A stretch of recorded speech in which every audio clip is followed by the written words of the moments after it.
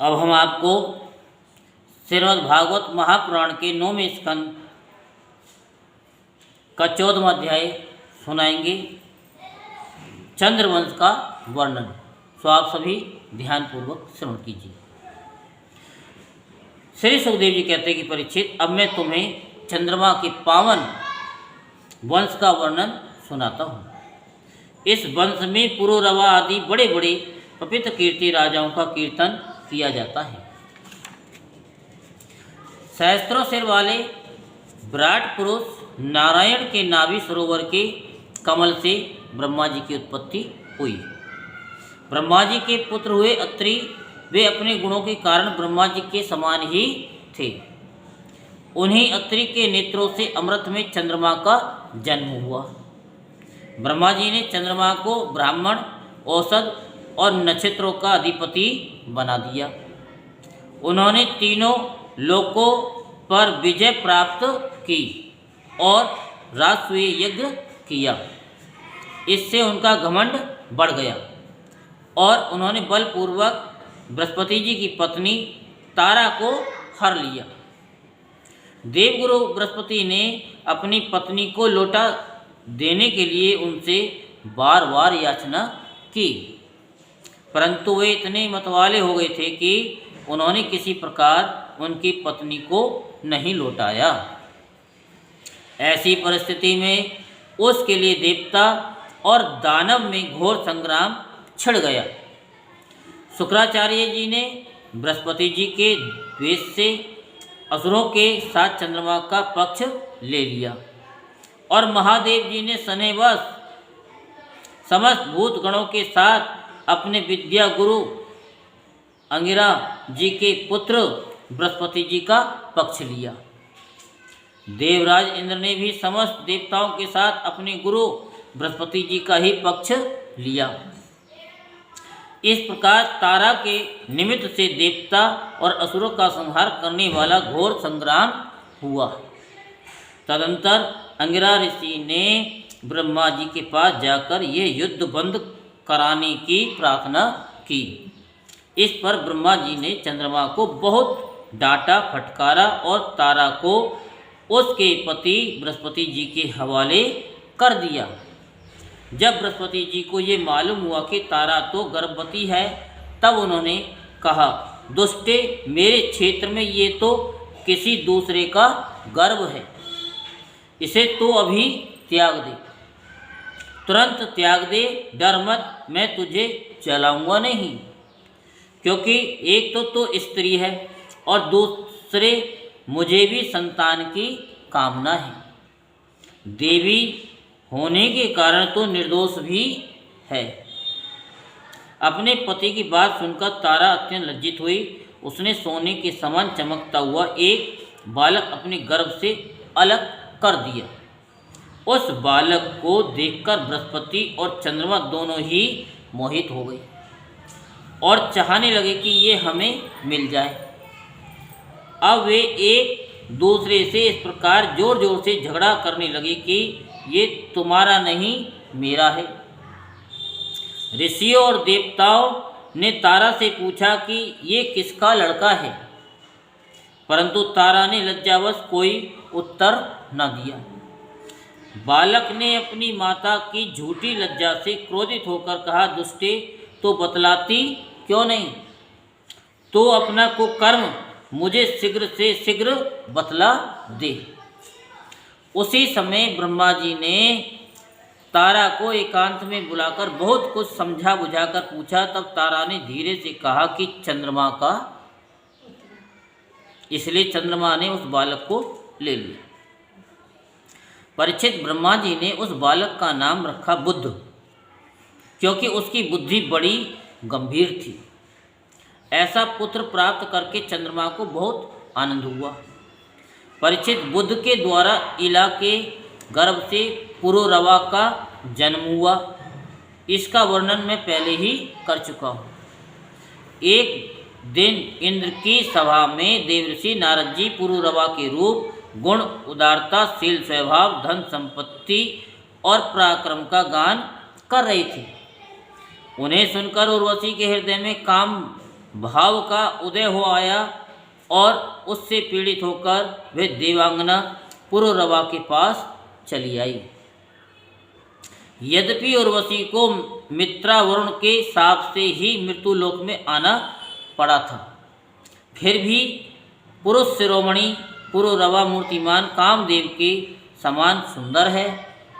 ये सुनकर सुंदरी उर्वशी ने धैर्य धारण किया और वह उनके पास चली आई। देवांगना उर्वशी को देखकर राजा पुरुरवा के नेत्र हर्ष से खिल उठे। उनके शरीर में रोमांच हो आया। उन्होंने बड़ी मीठी वाणी से कहा, राजा पुरुरवा ने कहा, सुंदरी तुम्हारा स्वागत है, बैठो, मैं तुम्हारी क्या सेवा करूं। तुम मेरे साथ विहार करो और हम दोनों का यह विहार अत्यंत काल तक चलता रहे। उर्वशी ने कहा कि राजन, आप सौंदर्य के मूर्तिमान स्वरूप हैं, भला ऐसी कौन कामनी है जिसकी दृष्टि और मन आप में आसक्त न हो जाए, क्योंकि आपके समीप आकर मेरा मन रमण की इच्छा से अपना धैर्य खो बैठा है। राजन, जो पुरुष रूप गुण आदि के कारण प्रशंसनीय होता है वही स्त्रियों को अभिष्ट होता है। अतः मैं आपके साथ अवश्य विहार करूंगी, परंतु मेरे प्रेमी महाराज, मेरी एक शर्त है। मैं आपको धरोहर के रूप में भेड़ के 2 बच्चे सौंपती हूँ, आप इनकी रक्षा करना। वे शिरोमणि मैं केवल घी खाऊंगी और मैथुन के अतिरिक्त और किसी भी समय आपको वस्त्रहीन न देख सकूं। परम मनस्वी पुरुरवा ने ठीक है ऐसा कहकर उसकी शर्त स्वीकार कर ली और फिर उर्वशी से कहा, तुम्हारा ये सौंदर्य अद्भुत है, तुम्हारा भाव अलौकिक है, ये तो सारी मनुष्य सृष्टि को मोहित करने वाला है। और देवी, कृपा करके तुम स्वयं यहाँ आई हो, फिर कौन ऐसा मनुष्य है जो तुम्हारा सेवन न करेगा। परीक्षित, तब उर्वशी काम शास्त्रोक्त पद्धति से पुरुषश्रेष्ठ पुरुरवा के साथ विहार करने लगी। वे भी देवताओं की विहार स्थली चैत्ररथ, नंदनवन आदि उपवनों में उसके साथ स्वच्छंद विहार करने लगे। देवी उर्वशी के शरीर से कमल केसर की सी सुगंध निकला करती थी। उसके साथ राजा पुरुरवा ने बहुत वर्षों तक आनंद विहार किया। वे उसके मुख की सुरभि से अपनी सुध बुध खो बैठते थे। इधर जब इंद्र ने उर्वशी को नहीं देखा, तब उन्होंने गंधर्वों को उसे लाने के लिए भेजा और कहा, उर्वशी के बिना मुझे ये स्वर्ग फीका जान पड़ता है। वे गंधर्व आधी रात के समय घोर अंधकार में वहाँ गए और उर्वशी के दोनों भेड़ों को, जिन्हें उसने राजा के पास धरोहर रखा था, चुरा कर चलते बने। उर्वशी ने जब गंधर्वों के द्वारा ले जाते हुए अपने पुत्र के समान प्यारे भेड़ियों की बैं बैं सुनी, तब वह कह उठी कि अरे, इस कायर को अपना स्वामी बनाकर मैं तो मारी गई। ये नपुंसक अपने को बड़ा वीर मानता है, ये मेरे भेड़ों को भी न बचा सका। इसी पर विश्वास करने के कारण लुटेरे मेरे बच्चों को लूटकर लिए जा रहे हैं। मैं तो मर गई। देखो तो सही, ये दिन में तो मर्द बनता है और रात में स्त्रियों की तरह डरकर सोया रहता है। परीक्षित, जैसे कोई हाथी को अंकुश से बेध डाले, वैसे ही उर्वशी ने अपने वचन बाणों से राजा को बेंध दिया। राजा पुरुरवा को बड़ा क्रोध आया और हाथ में तलवार लेकर वस्त्रहीन अवस्था में ही वे उस ओर दौड़ पड़े। गंधर्वों ने उनके झपटते ही भेड़ों को तो वहीं छोड़ दिया और स्वयं बिजली की तरह चमकने लगे। जब राजा पुरुरवा भेड़ों को लेकर लौटे तब उर्वशी ने उस प्रकाश में उन्हें वस्त्रहीन अवस्था में देख लिया। बस वह उसी समय उन्हें छोड़कर चली गई। परीक्षित, राजा पुरुरवा ने जब अपनी सेनागार में अपनी प्रियतमा उर्वशी को नहीं देखा तो वे अनमने से हो गए। उनका चित्त उर्वशी में ही बसा हुआ था। वे उसके लिए शोक से विह्वल हो गए और उन्मत्त की भांति पृथ्वी में इधर उधर भटकने लगे। एक दिन कुरुक्षेत्र में सरस्वती नदी के तट पर उन्होंने उर्वशी और उसकी 5 प्रसन्न मुखी सखियों को देखा और बड़ी मीठी वाणी से कहा, प्रिय, तनिक ठहर जाओ, एक बार मेरी बात मान लो। निष्ठुरे, अब आज से मुझे सखी यानी सुखी किए बिना मत जाओ। क्षण भर ठहरो, आओ हम दोनों कुछ बात तो कर लें। देवी, अब इस शरीर पर तुम्हारा कृपा प्रसाद नहीं रहा, इसी से तुमने इसे दूर फेंक दिया। अतः ये सुंदर शरीर अभी ढेर हुआ जाता है और तुम्हारे देखते देखते इसे भेड़िए और गिद्ध खा जाएंगे। उर्वशी ने कहा, राजन, तुम पुरुष हो, इस प्रकार मत डरो। देखो, सचमुच ये भेड़िए तुम्हें खा ना जाएं। स्त्रियों को किसी के साथ मित्रता नहीं हुआ करती। स्त्रियों का हृदय और भेड़ियों का हृदय बिल्कुल एक जैसा होता है। स्त्रियां निर्दय होती हैं, क्रूरता तो उनमें स्वाभाविक ही रहती है। तनिक सी बात में चिढ़ जाती हैं और अपने सुख के लिए बड़े बड़े साहस के काम कर बैठती हैं। थोड़े से स्वार्थ के लिए विश्वास दिलाकर अपने पति और भाइयों को मरवा डालती हैं।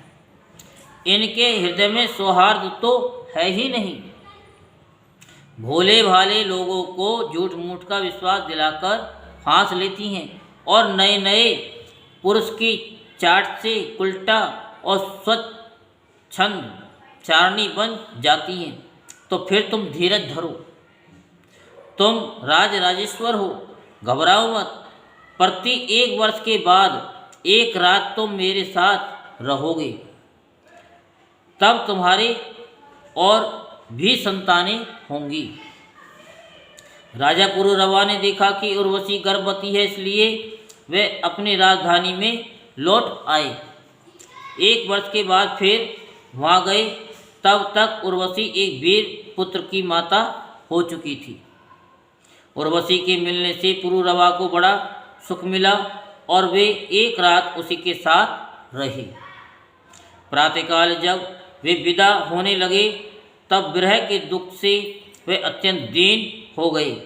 उर्वशी ने उनसे कहा, तुम इन गंधर्वों की स्तुति करो, ये चाहें तो तुम्हें मुझे दे सकते हैं। तब राजा पुरुरवा ने गंधर्वों की स्तुति की। परीक्षित, राजा पुरुरवा की स्तुति से प्रसन्न होकर गंधर्वों ने उन्हें एक अग्नि स्थापन करने का पात्र दी। राजा ने समझा यही उर्वशी है, इसलिए उसको हृदय से लगाकर वे एक वन से दूसरे वन में घूमते रहे। जब उन्हें होश हुआ तब वे इस थाली को वन में छोड़कर अपने महल में लौट आए एवं रात के समय उर्वशी का ध्यान करते रहे। इस प्रकार जब त्रेता युग का प्रारंभ हुआ तब उनके हृदय में तीनों वेद प्रकट हो गए। फिर वे उस स्थान पर गए जहाँ उन्होंने वह अग्निस्थाली छोड़ी थी। अब उस स्थान पर समीप वृक्ष के गर्भ में एक पीपल का वृक्ष उग आया था।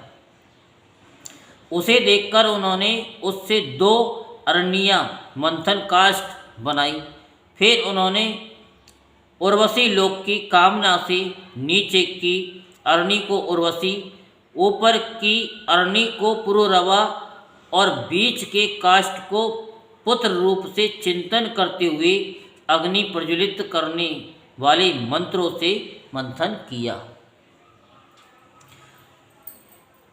उनके मंथन से जात वेदा नाम का अग्नि प्रकट हुआ। राजा पुरुरवा ने अग्नि देवता को त्रिविद्या के द्वारा आह्वानीय, ग्राहपत्य और दक्षिणाग्नि इन 3 भागों में विभक्त करके पुत्र रूप से स्वीकार कर लिया। फिर उर्वशी लोक की इच्छा से पुरुरवा ने उन तीनों अग्नियों द्वारा सर्वदेव स्वरूप इंद्रियातीत यज्ञपति भगवान श्री हरि का यजन किया। परीक्षित त्रेता के पूर्व सतयुग में एकमात्र प्रणव ओंकार ही वेद था। सारे वेद शास्त्र उसी के अंतर्भूत थे। देवता थे एकमात्र नारायण और कोई न था। अग्नि भी 3 नहीं केवल एक था और वर्ण भी केवल एक हंस ही था। परीक्षित त्रेता के प्रारंभ में पुरुरवा से ही वेद त्रयी और अग्नित्रयी का आविर्भाव हुआ। राजा पुरुरवा ने अग्नि को संतान रूप से स्वीकार करके गंधर्वलोक की प्राप्ति की। यहीं पर श्रीमद् भागवत महापुराण के 9वें स्कंद का 14वां अध्याय संपूर्ण होता है। बोल वृंदावन बिहारी लाल की जय। जय श्री राधेश्याम, जय जय श्री राधेश्याम, जय जय श्री राधेश्याम।